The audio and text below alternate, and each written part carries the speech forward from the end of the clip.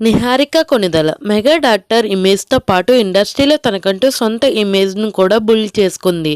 Host గా, heroine గా, producer గా ఇలా రకరకాల క్యారెక్టర్లను ఆమె పోషించింది. ఇంకా జొన్నలగడ్డ చైతన్యతో పెళ్లి తర్వాత ఇండస్ట్రీకి దూరమైన నిహారిక విడాకుల తర్వాత మళ్ళీ టాలీవుడ్ లో యాక్టివ్ అయ్యింది.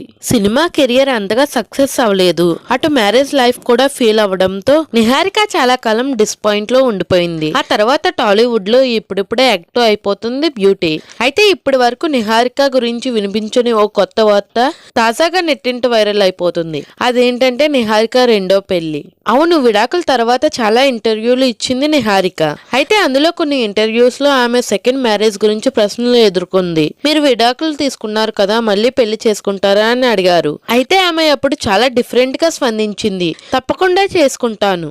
చేసుకోపోవడానికి నాకేమీ వయసు అయిపోలేదు కదా, నా ఏజ్ చాలా తక్కువ, నా కెరియర్ గురించి ఆలోచించుకునే హక్కు నాకు ఉంది, నాకు నచ్చిన వ్యక్తి దొరికినప్పుడు తప్పకుండా చేసుకుంటాను అని అన్నారు.